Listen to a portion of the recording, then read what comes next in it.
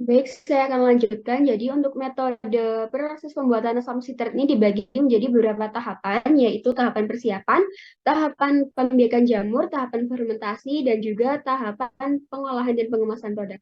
Nah, pada tahapan persiapan ini menggunakan submerged fermentation, di mana itu adalah salah satu proses pembentukan asam sitrat menggunakan fermentar untuk fermentasi. Molasses yang mengandung sumber-sumber karbohidrat dilakukan proses ion exchange dengan menambahkan juga MgSO4, 7H2O, dan K2PO4 sekitar 1% dan 0,05 sampai 2%. Nah, pada proses ini menggunakan pH di bawah 3,5. Untuk komposisi nutriennya bisa dilihat pada tabel. Untuk komponen MgSO4 sebesar 1,52 gram per liter lautan, kemudian KH4PO7 sebesar 3,04 gram per liter lautan, kemudian KCI itu sebesar 1,52 gram per liter lautan, dan juga NaNO3 sebesar 7,65 gram per liter lautan. Next. Nah, pada tahap persiapan ini ada pretreatment larutan H2SO4 98%, dipompa menuju tangki pengenceran untuk diencerkan hingga konsentrasi 12% menggunakan air proses. Nah, larutan H2SO4 tadi itu sebagian akan ditampung di dalam overhead tank untuk proses hidrolisa dan sebagian dialirkan menuju tangki acidulation untuk pengasaman. Kemudian molasses dari tangki penampung dipompa menuju tangki pengenceran untuk mendapatkan kandungan gula sebesar 18% dalam larutan sesuai dengan syarat inokulum yang akan menuju sip tank dan fermentar yang kemudian ditampung di dalam tangki penampung pengencer molase.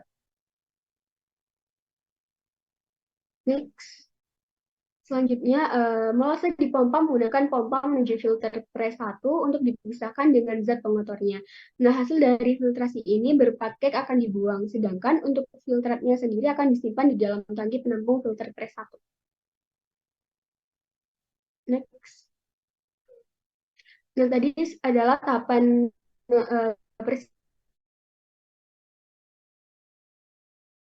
Sialasa hasil filtrasi di pompa menuju tangki hidrolisa serta ditambahkan larutan H2SO4 12% dari overhead tank dan larutan antifoam dari tangki penyimpan antifoam. Nah, tujuan ditambahkannya H2SO4 12% ini untuk menurunkan pH hingga 2% untuk proses fermentasi, serta karena proses hidrolisa akan berjalan optimal pada kondisi asam. Sedangkan penambahan antifoam bertujuan untuk mengurangi foaming selama proses hidrolisa dan meminimalisir adanya entrainment. Untuk antifoam yang digunakan adalah kalsium alginat. Nah, selanjutnya pada tangki hidrolisa dilakukan pemanasan menggunakan saturated steam 150 derajat Celcius dengan tekanan 475,8 kilopascal untuk diperoleh kondisi optimal hidrolisa sukrosa pada suhu 70 derajat Celcius selama 80 menit. Kemudian pada tahapan ini sukrosa itu akan terhidrolisa menjadi glukosa dan fruktosa dalam suasana asam dengan reaksi sebagai berikut, yakni C12 K22O11 plus H2O akan bereaksi menjadi glukosa dan fruktosa. Next. Selanjutnya, molase itu kemudian akan dipompa untuk disterilkan di heat exchanger, sterilizer, dan kemudian didinginkan dalam cooler untuk dialirkan menjadi dua bagian, yakni ke dalam sip tank dan ke dalam fermentor dengan perbandingan 1:10 dengan komposisi yang sama. Nah, pada sip tank ini ditambahkan jamur Aspergillus niger dengan perbandingan 5:1000 terhadap massa larutan dan nutrien. Waktu pembibitan adalah sekitar 18-30 jam. Dalam hal ini digunakan waktu pembibitan 24 jam yang berlangsung secara aerob, sehingga ditambahkan udara untuk proses aerasi. Lalu pada tangki ini terjadi pembiakan Aspergillus niger dan proses adaptasi sebelum memasuki tangki fermentar. Namun pada proses ini juga terbentuk asam citra dengan jumlah sedikit. Next.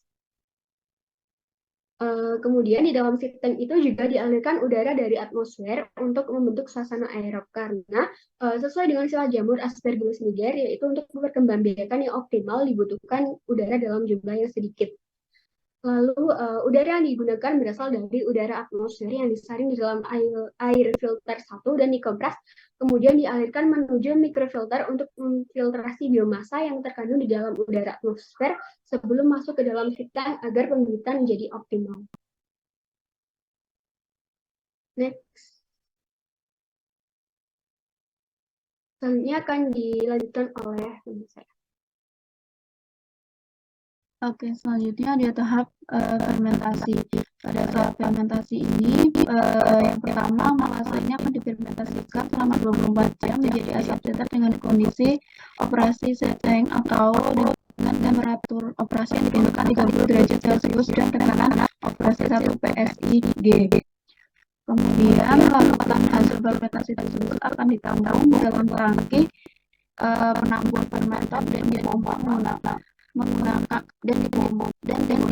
pompa untuk menuju ke filter press kedua untuk memisahkan biomasa dengan kandungan garam.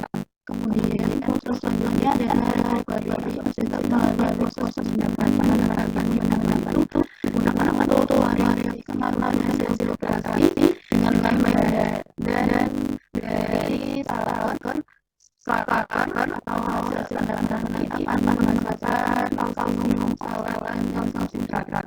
Kemudian dari pemasangan air transaksi kalsium sitrat itu dimasukkan ke dalam pemasangan untuk menghasilkan larutan asam yang akan dipompa menggunakan pompa itu ditampung di tangki penampung.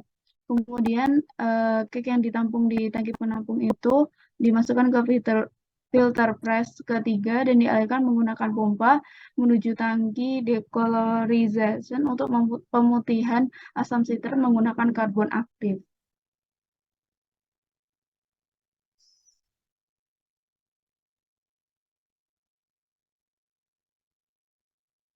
Selanjutnya ada diagram fermentasi seperti ini. Tahap selanjutnya akan dilanjutkan oleh teman saya.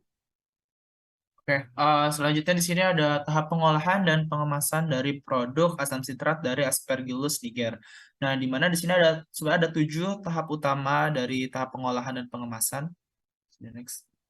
Oke, yang pertama, larutan dari tangki penampung, tangki decolorization, akan dialirkan menuju ke centrifuge, di mana proses ini itu bertujuan untuk memisahkan antara karbon aktif dan komponen yang terabsorpsi sebagai cake. Nah, selanjutnya, filtrat akan dipompa menuju mixer untuk dicampur dengan larutan recycle dari centrifuge dan asam sitrat dari screen. Nah, tahap ketiga, larutan dari mixer akan dipompa menuju double effect evaporator secara vakum agar konsentrasinya itu menjadi naik. Nah, untuk mendapatkan kondisi vakum tersebut akan digunakan steam jet ejector dan barometric condenser. Nah, steam yang berasal dari evaporator akan dikondensasi menggunakan barometric condenser dengan mengontakkannya dengan cooling water. Kondensat yang dihasilkan oleh barometric condenser ini akan ditampung oleh hot wheel sebelum dibuang ke wastewater treatment. Nah, di tahap keempat, larutan dari evaporator akan dialirkan ke crystallizer untuk mendapatkan kristal asam sitrat, di mana kristal asam sitrat tersebut merupakan monohidrat pada suhu 30 derajat Celcius. Di tahap kelima, kristal tersebut akan dimasukkan ke dalam rotary dryer dengan suhu 120 derajat Celcius agar kadar air kristalnya akan menjadi 5%. Nah, udara yang digunakan pada pengeringan ini akan berasal dari udara atmosfer yang disaring di dalam air filter 2 dan dihisap menggunakan blower, kemudian dipanaskan menggunakan heater udara sebelum masuk ke dalam rotary dryer. Nah, udara panas yang telah digunakan sebelum dibuang ke atmosfer akan diolah terlebih dahulu di siklon. Nah, kristal yang tadi sudah dikeringkan dan kadar airnya menjadi 5% akan dialirkan ke dalam screen untuk dilakukan screening. Nah, produk asam sitrat yang tidak sesuai dengan screening, tidak sesuai dengan spesifikasi, akan di-recycle kembali dalam mixer menggunakan undersize dan oversize belt conveyor dan undersize dan oversize bucket elevator. Nah, untuk produk yang sudah sesuai dengan spesifikasi di tahap terakhir akan dialirkan menuju ke hopper untuk dilakukan pengemasan pada packaging asam sitrat. Bisa di next. Adapun ini untuk neraca massa dan neraca energi dalam pembuatan asam sitrat dengan menggunakan Aspergillus niger, di mana untuk neraca massanya kapasitas totalnya yaitu 7.239,562 kg per jam, dengan bahan baku molase sebanyak 16.000 tahun dan jam kerjanya 24 jam per hari. Adapun untuk neraca energinya sendiri, kapasitasnya masih sama 57.337,33 ton per tahun atau 7.239,562 kilogram per jam dengan energi dari steam dihasilkan sebanyak 27.234,58 kilogram per jam dengan penggunaan listrik sebesar 216,45 kWh dengan air proses sebanyak 726968,04 kilogram per jam dan air pendinginan sebanyak 2909.212,22 kilogram per jam. Lanjut.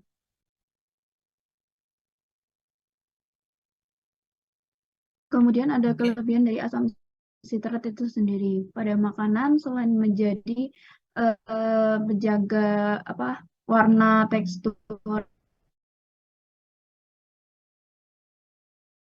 dan juga konsumen. Hal ini dapat membantu mencegah pertumbuhan jamur, lumut, bakteri, atau yang lainnya. Kemudian pada kosmetik, produk perawatan pribadi termasuk sampo, semprotan rambut, dan kosmetik untuk membantu ketahanan yang lebih lama itu menggunakan asam sitrat. Nah, ini juga hadir pada banyak produk perawatan kulit yang digunakan untuk membantu meningkatkan elastisitas dan kekencangan kulit. Pada bidang farmasi, asam sitrat ini mengoreksi pH yang digunakan sebagai antioksidan untuk mengawetkan vitamin dan mineral. Asam sitrat ini dapat meningkatkan palatabilitas obat dengan menutupi rasa pahit dari bahan aktif. Kelebihan dari asam sitrat pada produk pembersih ini memiliki sifat disinfektan atau sebagai bahan pekelat logam atau senyawa yang mengikat erat ion logam, dan juga pembersih asam sitrat dapat secara efektif menghilangkan noda air sada, endapan kalsium, noda karat, dan juga sisa sabun. Ada kelebihan, pasti ada kekurangan. Nah, dari kekurangan asam sitrat ini memiliki resikonya banyak yang khawatir bahwa asam sitrat ini dapat menyebabkan mungkin gejala timbul dari beberapa orang itu ini setelah mengonsumsi makanan atau obat-obatan yang mengandung asam sitrat yang diproduksi. Kemudian pada gigi ini konsumsi asam sitrat ini secara berlebihan akan mengakibatkan korosi pada gigi. Kemudian pada kulit, produk kulit yang mengandung asam sitrat dapat mengiritasi sebagian orang, terutama mereka yang memiliki kulit sensitif. Adapun kesimpulan dari jurnal dan pembahasan kita kali ini, dari jurnal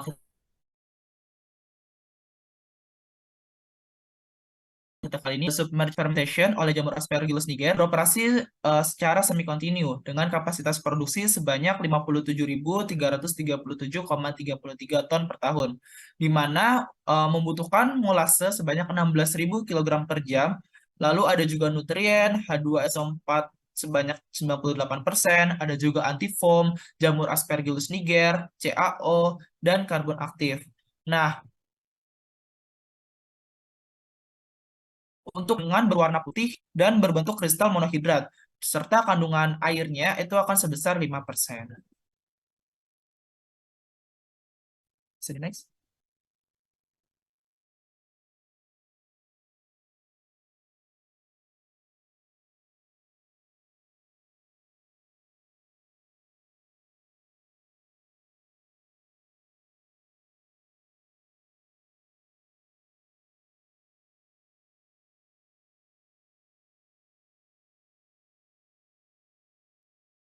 Adapun untuk referensi yang kami gunakan adalah sebagai berikut. Jurnal dari Amalia dan kawan-kawan di 2019, yaitu proses pembuatan asam sitrat dari molase dengan metode submerged fermentation.